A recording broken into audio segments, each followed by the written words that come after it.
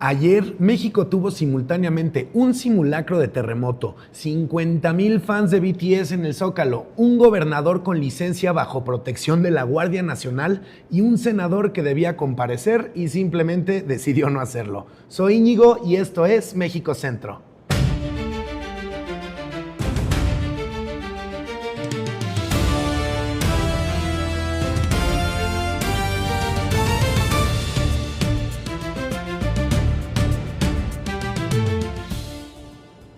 El martes 5 de mayo, en Puebla, durante la conmemoración del 164 aniversario de la Batalla de Puebla, fecha en que México derrotó al ejército francés, la presidenta Sheinbaum pronunció el discurso más confrontativo de su administración.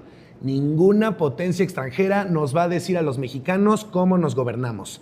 El destinatario no fue Francia, fue Washington. Hoy tenemos doble crisis con Estados Unidos, el caso Rocha Moya y la confirmación de agentes de la CIA operando en Chihuahua sin acreditación.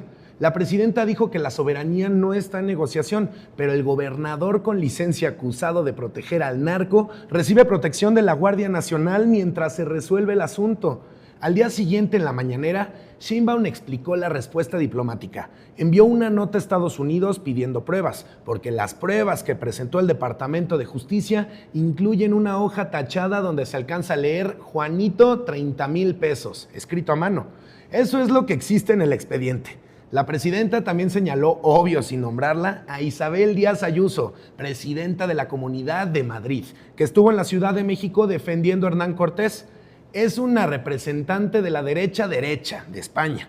La oposición tiene fotos con ella. Presidenta, la oposición tiene fotos con muchas personas. Ustedes también. En eso no son los únicos. En enero, la presidenta Sheinbaum le escribió una carta al presidente de Corea del Sur pidiendo más conciertos de BTS en México. Esto ocurrió, es un hecho verificado de la administración federal. Ayer, miércoles a las 5 de la tarde, los 7 integrantes de BTS se asomaron al balcón de Palacio Nacional. 50,000 personas en la Plaza de la Constitución, según el gobierno capitalino. RM dijo en español, muchas gracias, te amo, te quiero, muchas gracias. Vi agregó que no habla español muy bien, pero que lo intentaría. Lo intentó y funcionó. La SEP invitó oficialmente a las fans a asistir al Zócalo. Algunas estudiantes se fueron de pinta y la SEP las cubrió. No queda claro si esto es política educativa o rendición institucional. Probablemente las dos cosas.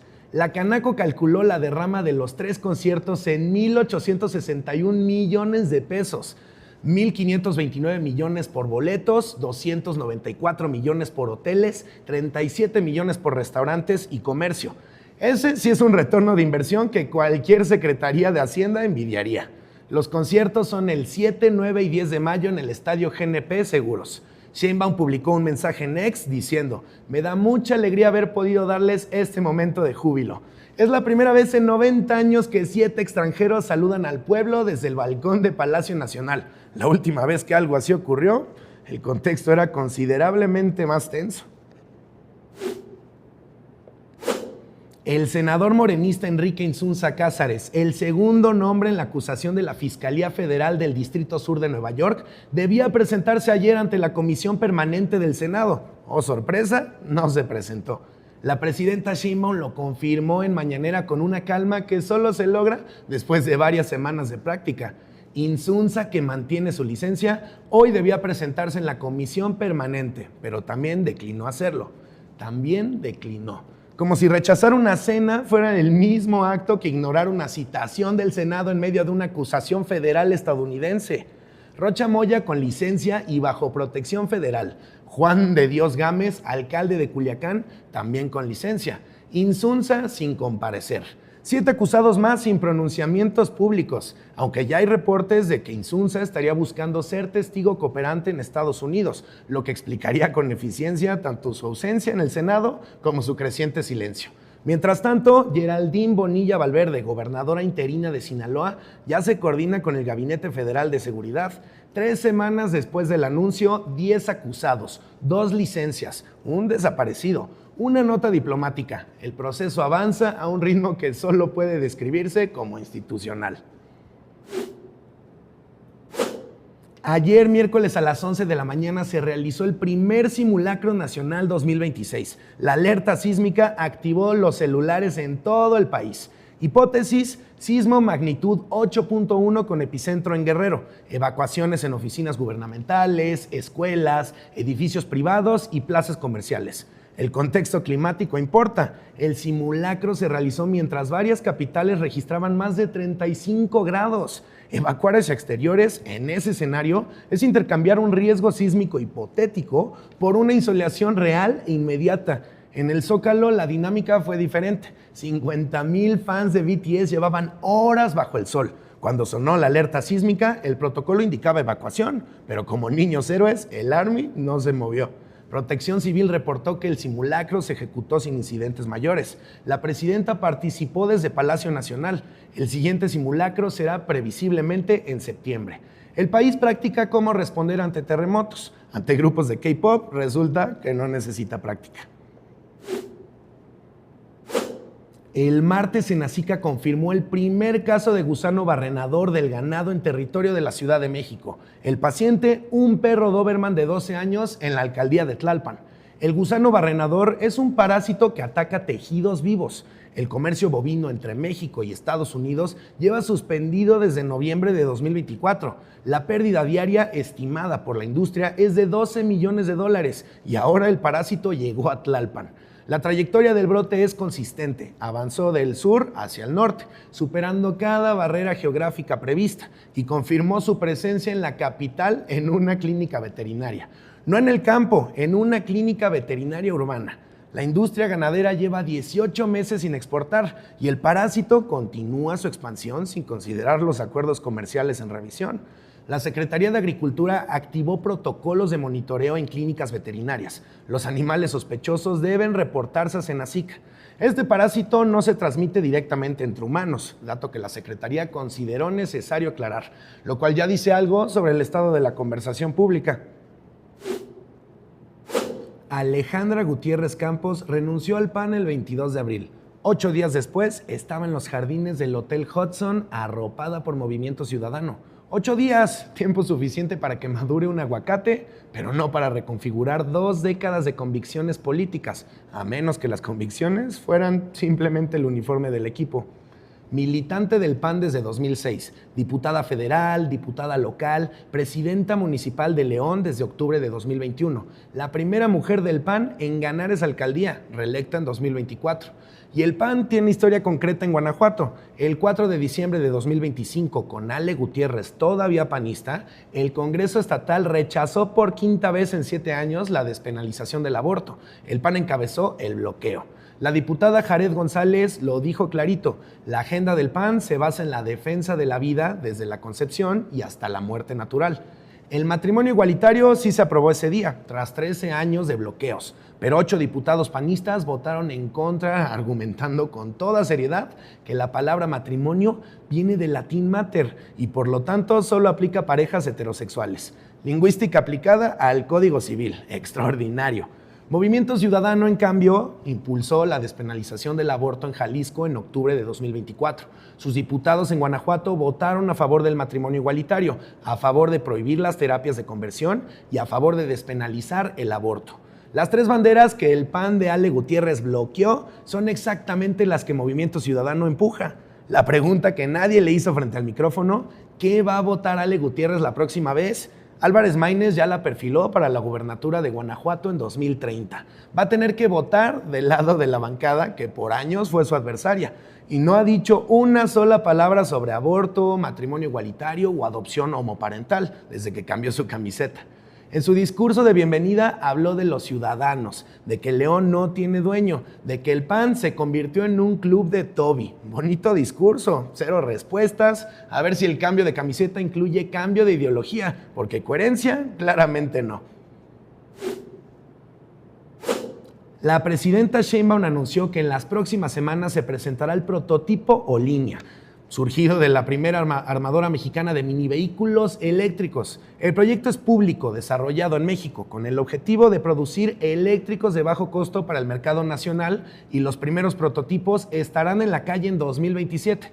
Actualmente, Stellantis, Ford y GM en México operan al 60% de capacidad por los aranceles del 25% que impuso Trump al sector automotriz. La industria privada lleva 6 meses negociando con la Casa Blanca y la respuesta del gobierno mexicano es construir su propia armadora.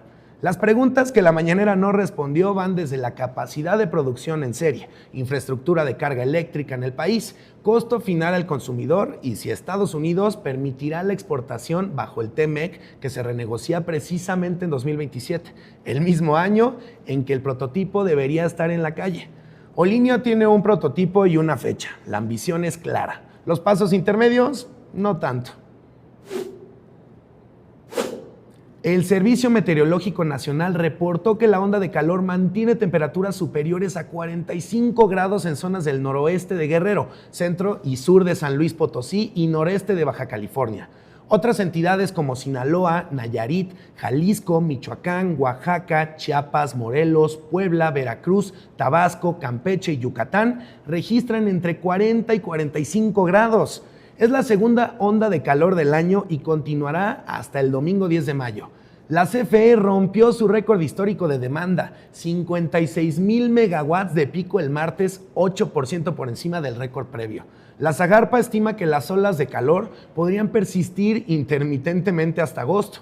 El meteorológico advirtió también rachas de viento de hasta 80 kilómetros por hora en Baja California, Sonora, Chihuahua, Durango, Zacatecas y Aguascalientes. Posibles torbellinos en Coahuila, Chubasco, con granizo en Nuevo León, Tamaulipas, San Luis Potosí, Querétaro, Hidalgo, Estado de México, Puebla, Oaxaca y Chiapas. La Ciudad de México tuvo máximas de 30 a 35 grados en su zona norte. Las recomendaciones son hidratarse y evitar la exposición entre las 11 y las 16 horas. Lástima que debido a sus trabajos no todos podrán refugiarse. Un brote de hantavirus surgió en un crucero internacional. La cepa involucrada es la Andes, la única variante del virus que se transmite de humano a humano. Todas las demás cepas requieren contacto con roedores, pero esta no. El primer caso fue un pasajero de 70 años que presentó síntomas a bordo, murió y cuyo cuerpo fue depositado en la isla Santa Elena, pero el brote no se detuvo ahí. Otros pasajeros llegaron a sus países de origen ya sintomáticos. Hasta hace unas horas, autoridades sanitarias de 5 países confirman seguimiento de casos y contactos. La cepa Andes es endémica de Sudamérica. Que haya aparecido en un crucero internacional y que su primer paciente haya terminado en la isla más aislada del Océano Atlántico Sur es una secuencia que ningún epidemiólogo habría elegido como punto de partida. En México, la Secretaría de Salud activó protocolos en aeropuertos. Ningún caso confirmado en el país. El monitoreo continúa. La cepa Andes tenía un comportamiento que hasta este brote era considerado excepcionalmente raro, pero ahora ya no es excepcionalmente raro. 2 equipos mexicanos están en finales de la Conca Champions Cup 2026. Tigres venció a Nashville, Toluca también avanzó y habrá final exclusivamente mexicana, algo que no ocurre con frecuencia en el torneo regional. El ganador obtiene un boleto al Mundial de Clubes 2027 y esa es la apuesta de fondo. Toluca tomó su decisión, priorizó este torneo sobre la Liguilla MX y mandó un cuadro alterno contra Pachuca. La lógica es aritmética, un título local más o una proyección global que lleva a un torneo mundial. Lo que no calculó es que esa misma decisión detonaría una crisis con la selección nacional que vale la pena revisar en la nota siguiente. La FMF publicó ayer un comunicado. Cualquier jugador convocado que no se presentara al CAR antes de las 8 de la noche quedaba oficialmente fuera del Mundial 2026. El detonante, que Toluca quería retener a Alexis Vega y Jesús Gallardo para la vuelta de la semifinal de la Conca Champions ante la LAFC, pese al acuerdo previo con la FMF que establecía que los seleccionados serían liberados después de la ida. Además, Chivas, el club que más jugadores cedió, se sintió afectado al ver que otro equipo pedía una excepción que ellos no solicitaron. A mediodía, Javier Aguirre apareció en una rueda de prensa de 5 minutos en el CAR, sin preguntas. Hoy están citados los jugadores para cenar todos juntos a las 8 de la noche. El que no venga estará fuera del Mundial.